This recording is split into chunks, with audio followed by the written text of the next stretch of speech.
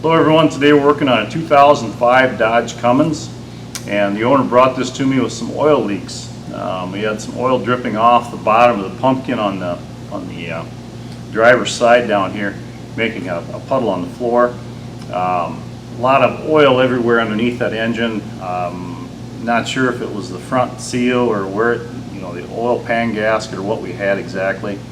I always start at the top and work my way down on any kind of leak. And what I did is I took the Amsoil. I'm an Amsoil dealer, so I use the Amsoil degreasers, and they work really well. You can put them on, let them soak for about 15 minutes, and then I hit it with a power washer and cleaned up all the as much of the old oil and dirt and stuff that was stuck on there as I could. And then I drove it for about 30 miles, and what I found was the valve cover gasket and the rocker box gasket were leaking.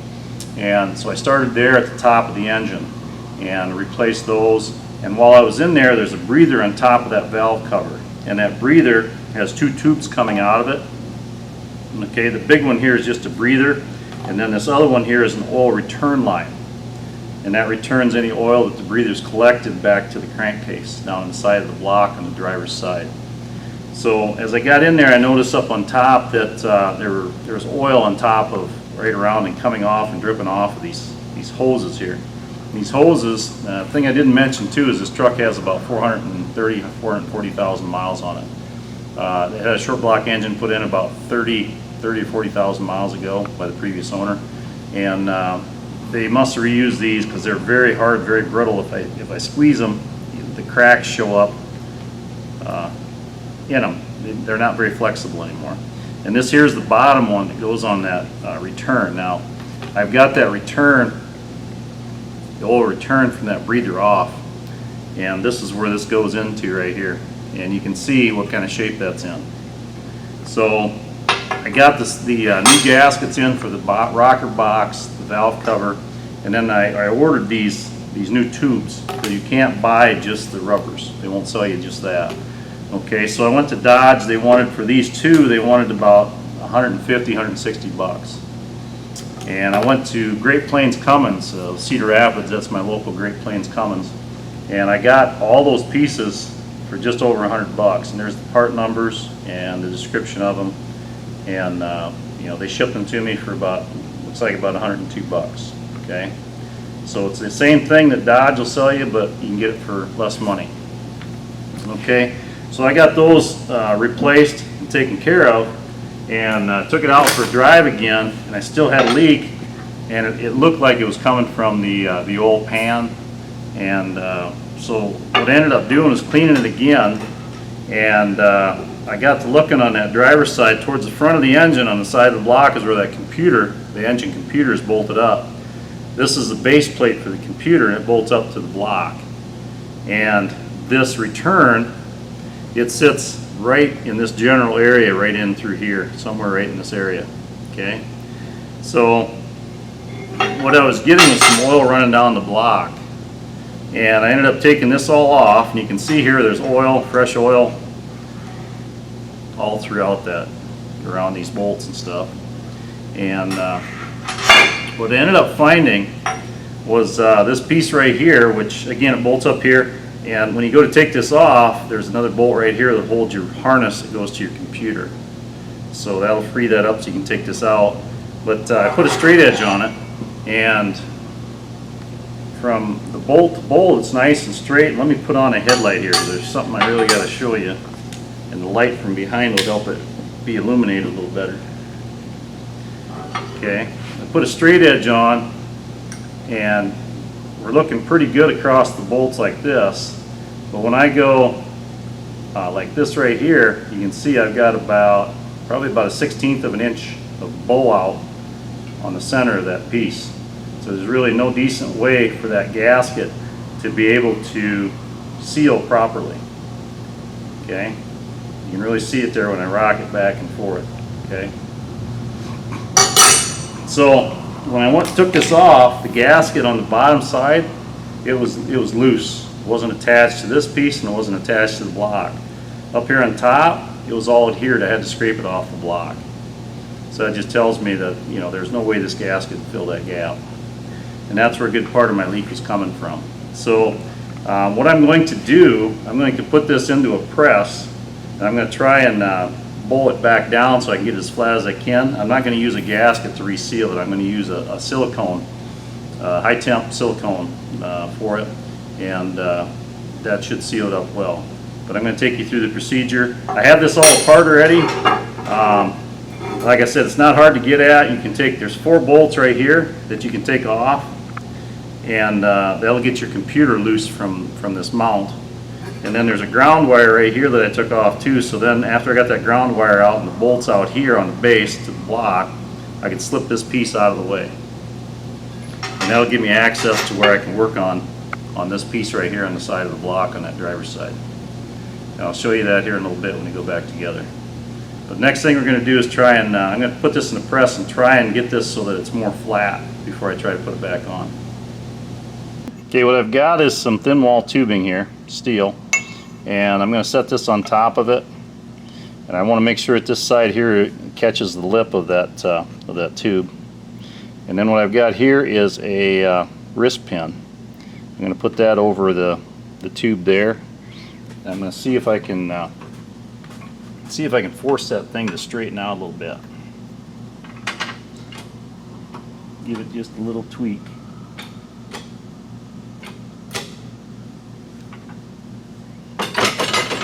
Okay, now grab me a square here. Let's see what we got. Yeah, it's actually a little bit low in the center now. Okay, now let's go side to side and see what it looks like. Okay, it's not exactly perfect there, but I think we have less of a gap to fill with the silicone. So I'm going to double check a couple more spots here. Yeah, we're still going to have some gaps in there. I don't know how we're going to get that perfect. It'll be kind of tough with that gooseneck in there. But the main thing is we have less of a gap than what we had before in most of the areas. So just go around it here and see what I got. Right down there is one spot where it's got a little bit of a gap there. I'll have to see what I can do to try to maybe get that out. It's a little better than it was anyway. Alright.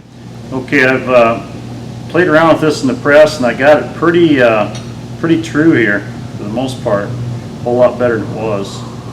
And you can kind of see where we're at here with when I put light to it. It's a whole lot flatter than it was. So yeah, I'm pretty happy with how that all turned out.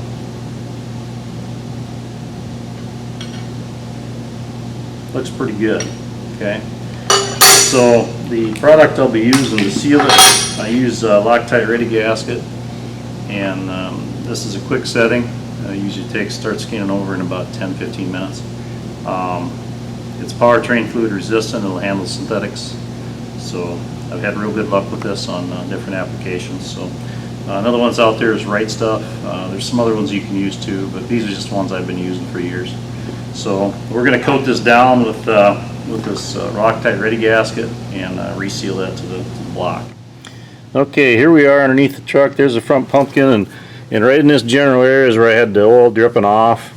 And that pumpkin is kind of just behind and below where that leak was at. So right up here by your steering gearbox, we're coming up beside the steering gearbox right there. Right here's the computer, and again I got that base out of the way and off, and we can open that up once we got that base, that computer base unbolted from the block. And right up here, about where my hand is, you can see there's a hole right there in the side of the block, and that's about where the camshaft is at. But that's where that return oil from that breather goes back into the block. And see if I can get a little better shot here. Maybe I can zoom in on it a little bit. Let me try that. There, you can see it a little bit bigger form. Okay, so we got the 2 bowl holes there, and I'm going to clean up that piece and put some silicone on it and put that back in, and we'll torque them bolts down probably to about 18 to 20 foot-pounds. So that's the next step. Okay, I've got about 1/16 to 1/8 of an inch of that silicone on, and I'm going to try and do this without smearing off the silicone. It's kind of a tough spot to get at and get both bolts started without it moving. We're going to try it, see what we can do.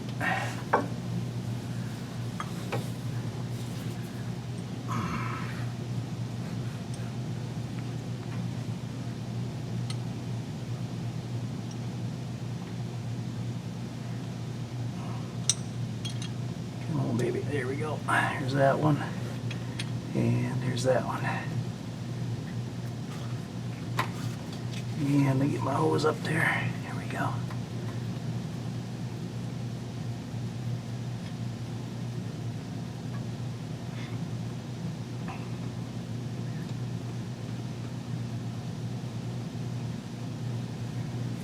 Alright. Main thing is we have a good squeeze out all the way around. It'll be sealed good. Those are 10mm head on there.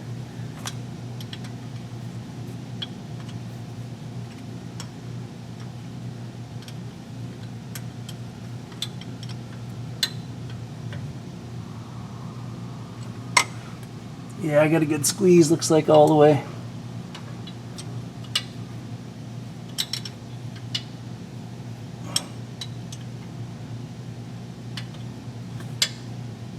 Okay.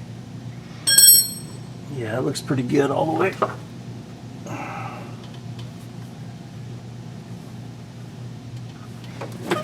Pretty happy with that. And before you put the silicone on, make sure you clean up the gasket surfaces good so it can adhere.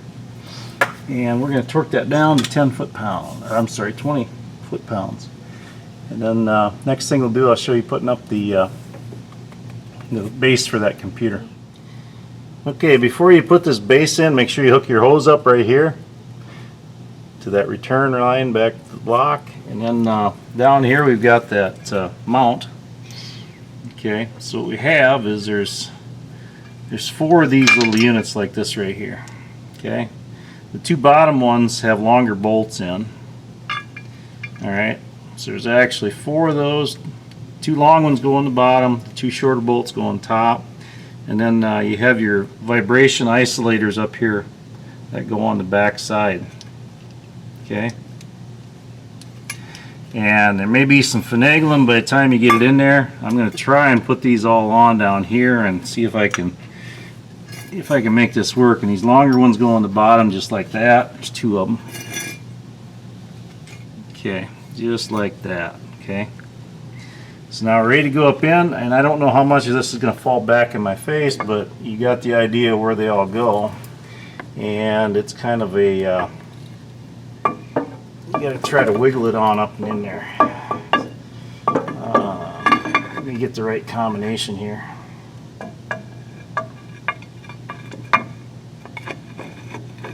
It just slipped out when I pulled it out, so I know it'll go back in. It's just a matter of finding the combo. There it is.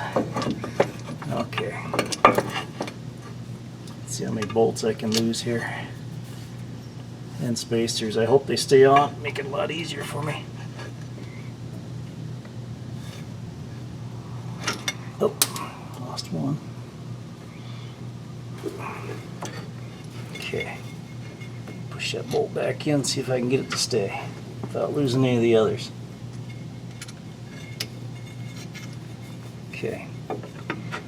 Now we're real close to where we need to be. And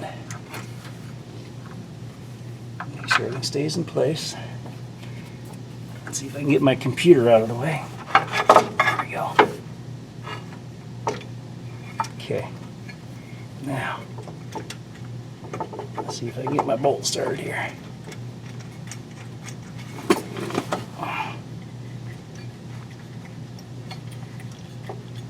Come on. Okay, there's the one on the front top. That one's there. Yeah, let's try this bottom one. Okay, bottom one started. Back one on top. Let's see if I can find the hole in that. There it is. And let's get the bottom one here. Here it is. And I'm looking up and back, make sure I got all those isolators in. 1, 2, 3, 4. Yeah, they're all in. Okay, so my bolts are all started.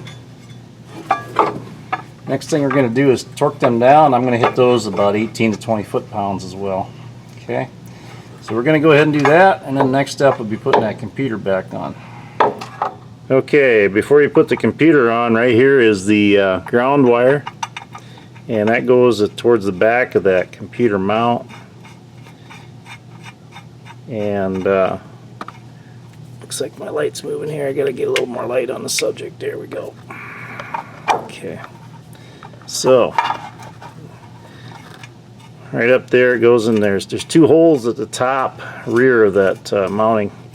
Use the bottom hole for the ground wire, and that's going to get torqued down to about 18 to 20 foot-pounds as well. So don't forget to put that on before you hook up the computer, otherwise it's going to be kind of hard, or bolt the computer up, otherwise it's going to be kind of hard to get to. Alright, we're going to put these bolts in for the computer to that computer base, and there's 4 of them, and again they're all the same length on this here, and they're a 10mm head.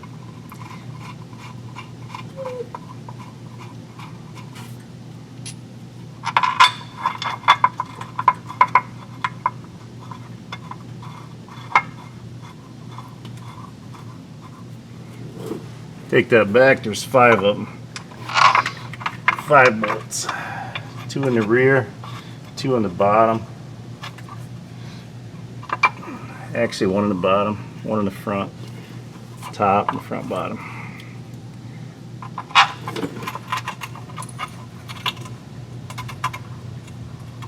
Alright. So we put those in, and those are going to get torqued. Again, 18 to 20 foot-pounds. About 18 ought to do it. It's going into aluminum. And then we've got 1 more bolt up here that holds. There's a clamp kind of right up here where my finger is, and that clamp is actually the wiring harness, and that gets bolted. There's a clamp on each one, 2 clamps right there kind of between my fingers. Okay, and those get attached to that metal piece up there that was leaking. It had that bolt welded on the backside, or nut welded on the backside, and there's a bolt goes through right here to hold that.